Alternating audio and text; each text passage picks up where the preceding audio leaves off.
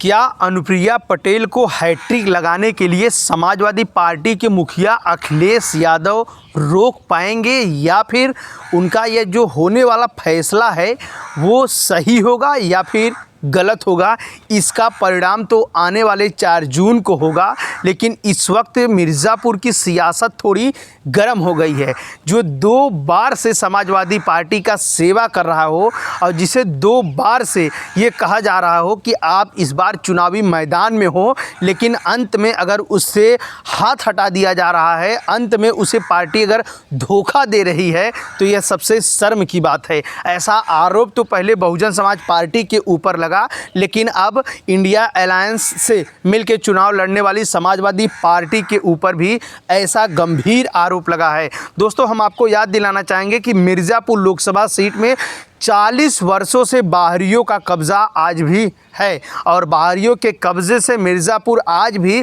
कुछ चीज़ों में विकास के लिए तरस रहा है। भले से अनुप्रिया पटेल केंद्र में मंत्री बनकर बैठी हों, लेकिन उस ज़िले में अगर इस प्रकार की खबरें आएँ जहां पानी व बिजली व सड़क के लिए लोगों को आज भी संघर्ष करना पड़ रहा है, तो केंद्र में बैठी अनुप्रिया पटेल के ऊपर कई सवालिया खड़ा होता है। दोस्तों, जिस तरीके से भदोही जिले के निवासी डॉक्टर राजेश एस बिंद को मिर्ज़ापुर के लोकसभा सीट से 2019 में बुआ व बबुआ मिलकर चुनाव लड़े, जहां समाजवादी पार्टी के खाते में गई मिर्ज़ापुर लोकसभा सीट से डॉक्टर राजेश एस बिंद को पहले तो मैदान में उतारा गया, लेकिन अंत में जब उनका नामांकन होने लगा तो किसी अन्य प्रत्याशी को वहां चुनाव लड़ा दिया गया। तो जिस तरीके से समाजवादी पार्टी 2019 में डॉक्टर राजेश एस बिंद के साथ धोखा की है कि भदोही जिले के वर्तमान में सांसद मिर्ज़ापुर लोकसभा सीट से डॉक्टर रमेश चंद्र बिंद को प्रत्याशी समाजवादी पार्टी बना रही है,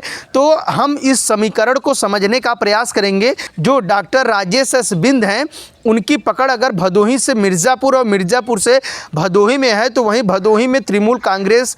के प्रत्याशी यानी ललितेश पति त्रिपाठी इस चुनावी मैदान में सामने हैं। याद दिलाना चाहेंगे कि भदोही में भारतीय जनता पार्टी ने डॉक्टर विनोद कुमार बिंद को चुनावी मैदान में उतारा है। अगर डॉक्टर राजेश एस बिंद को समाजवादी पार्टी दोबारा टिकट काट रही है, तो राजेश एस बिंद इस बार भदोही में समाजवादी पार्टी के पसीने छुड़ा देंगे। जिस तरीके से समाजवादी पार्टी मिलकर चुनाव लड़ रही तृणमूल कांग्रेस के प्रत्याशी ललितेश पति त्रिपाठी की एक प्रकार से आप कह सकते हैं लहर दिखाई दे रही है, लेकिन यह लहर उस दिन फीकी हो जाएगी जिस दिन डॉक्टर राजेश एस बिंद का समाजवादी पार्टी के अधिकृत अकाउंट से या अधिकृत कोई व्यक्ति यह जानकारी साझा कर देगा कि डॉक्टर राजेश एस बिंद का टिकट काट के किसी अन्य व्यक्ति को टिकट दे दिया गया है। तो उस दिन भदोही में तृणमूल कांग्रेस के लिए आप ये कह सकते हैं कि पसीने छूट जाएंगे, वहां से भारतीय जनता पार्टी की राहें आसान हो जाएगी। अगर जिस तरीके से समाजवादी पार्टी ने डॉक्टर राजेश एस बिंद के साथ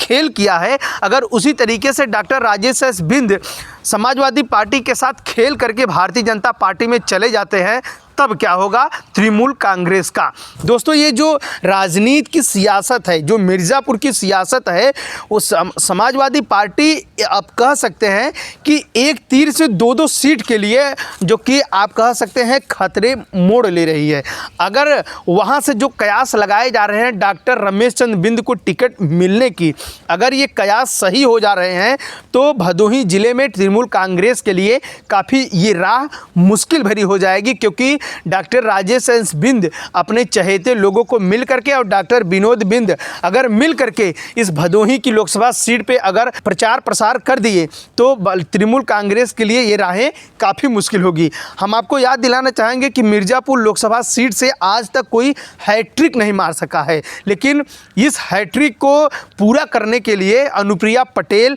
फिर जो कि अपनी पार्टी से एक बार फिर चुनावी मैदान में है। जिस तरीके से अनुप्रिया पटेल चुनावी मैदान में हैं, अगर वो हैट्रिक लगा लेती हैं तो मिर्ज़ापुर में एक नया इतिहास तैयार हो जाएगा। अभी तक की एनालिसिस ये जानकारी मिल रही है कि मिर्ज़ापुर ज़िले में कोई भी प्रत्याशी किसी भी दल का हैट्रिक नहीं मार चुका है। 2 बार तो चुनाव जीता है, लेकिन तीसरी बार उसे हार का सामना करना पड़ा है। लेकिन जिस तरीके से अनुप्रिया पटेल हैट्रिक के लिए अथक प्रयास कर रही हैं मिर्ज़ापुर की लोकसभा सीट पर, क्या उनका यह अथक प्रयास सफल हो पाएगा? समाजवादी पार्टी अगर डॉक्टर रमेश चंद्र बिंद को सच में टिकट दे देती है तो क्या ये राहें उसकी आसान हो जाएंगी या यह राहें और मुश्किलों भरी हो जाएंगी? दोस्तों, जिस तरीके से मिर्ज़ापुर की लोकसभा सीट डॉक्टर रमेश चंद्र बिंद जब से समाजवादी पार्टी का दामन थामे हैं, तब से ये लोगों कयास लगा लिए हैं कि वो उन्हें मिर्ज़ापुर की लोकसभा सीट से प्रत्याशी समाजवादी पार्टी बना सकती है। ये वही डॉक्टर रमेश चंद्र बिंद हैं जो 3 बार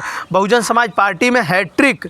विधानसभा सीट पे लगाए हैं, तो वहीं भारतीय जनता पार्टी में लोग शामिल होकर के भदोही लोकसभा सीट में अपना सांसदी का भी जो कि खाता खोल चुके हैं और उसी खाते को पुनः रिन्यूअल करने के लिए वो मिर्ज़ापुर से तैयारी, ऐसा राजनीति के अंदर खाने से खबर आ रही है कि वो प्रयास कर रहे हैं। अब देखना यह है कि समाजवादी पार्टी डॉक्टर राजेश बिंद को टिकट देती है या फिर डॉक्टर रमेश चंद्र बिंद को टिकट देती है। जिस तरीके से डॉक्टर राजेश बिंद चुनाव में प्रचार प्रसार कर रहे थे, इससे ये पता चल रहा था कि जो कि अनुप्रिया पटेल बनाम कि डॉक्टर राजेश बिंद के ये चुनाव होने वाला है। लेकिन जिस तरीके से बीते शुक्रवार यानी 10 मई को जिस तरीके से उनका नामांकन तिथि थी, उस दिन नामांकन उन्होंने दाखिल नहीं किया। उन्होंने यह हवाला देकर के नामांकन दाखिल नहीं किया कि उनके कागजात पूर्ण नहीं है। जिस तरीके से उन्होंने ये बातें अपनी पुष्टि की, ये बातें तो राजनीति के अंदर खाने के लोगों से हजम नहीं हो रही थी। वो लगातार इस बात को टटोलना चाह रहे थे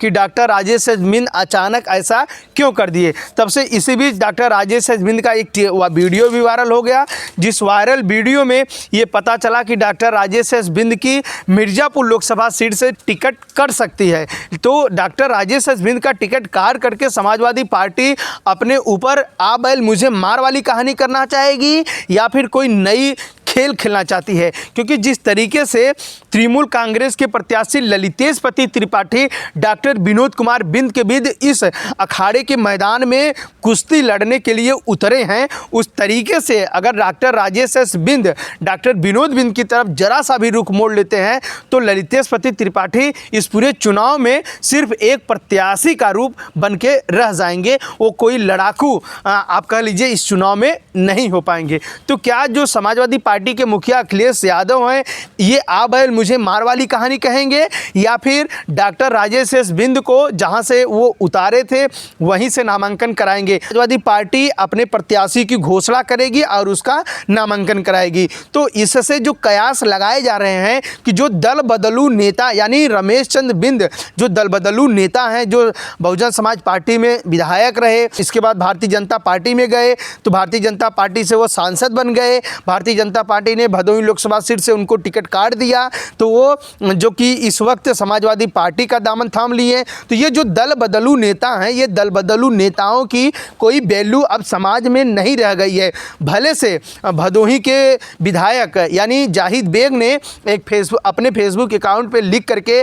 दलित व पिछड़ों के जमीनी तल के नेता की जो बात कर रहे हैं, ये दल बदलू नेता का ये साफ साफ पता चल रहा है कि इनकी समाज में कोई विशेष प्रकार की वैल्यू नहीं मानी जा रही है। ऐसे अंदर खाने से खबर सामने आ रही है, क्योंकि जिस तरीके से भारतीय जनता पार्टी ने उनका टिकट काटा, इसके बाद उन्हीं के बिरादरी यानी डॉक्टर विनोद कुमार बिंद को टिकट देकर ये साफ साफ कर दिया कि डॉक्टर रमेश चंद्र बिंद का आप ये कह सकते हैं कि उनके रवैया या ये कह सकते हैं वो पार्टी का अवहेलना कर रहे थे, या फिर ये भी कह सकते हैं कि वो विकास में खरे नहीं उतर पा रहे थे, इसलिए भारतीय जनता पार्टी ने उनका टिकट काटा है। तो जिस तरीके से डॉक्टर राजेश बिंद का टिकट काट करके अगर रमेश चंद्र बिंद को टिकट भारतीय समाजवादी पार्टी दे रही है, तो क्या ये उसका ये फैसला सही होगा या उसका ये फैसला गलत होगा? आप हमें कमेंट करके जवाब दे सकते हैं। अगर डॉक्टर विनोद कुमार बिंद के साथ डॉक्टर राजेश बिंद आ जाते हैं तो क्या भदोही की सियासत थोड़ी गर्म होगी या एक तरफ हो जाएगी? क्या आपको लग रहा है कि जिसे 2 बार से धोखा समाजवादी पार्टी दे रही हो, क्या वो प्रत्याशी प्रत्याशी या क्या वह व्यक्ति शांतिपूर्वक इस चुनाव में बैठ सकता है, क्योंकि 5 साल की जो समय होती है वो बहुत बड़ी समय होती है। क्या उस समय को डॉक्टर राजेश एस बिंद बैठ के बिताएंगे या फिर वो भी कोई कड़ा रुख अपनाएंगे? बहरहाल इस वीडियो को देखकर आपकी क्या राय है, अपनी राय आप हमें दे सकते हैं। फिर किसी नए वीडियो में आपकी हमारी मुलाकात होगी। तब तक आप हमारे इस चैनल को सब्सक्राइब करें, वहाँ खबरों को ज़्यादा से ज़्यादा शेयर करें ताकि हर किसी के पास हमारी खबरें पहुँच सके और राजनीति से भरी खबरें, हर एक प्रकार की खबरें हम आप सभी के बीच इसी प्रकार के लेकर आते रहें।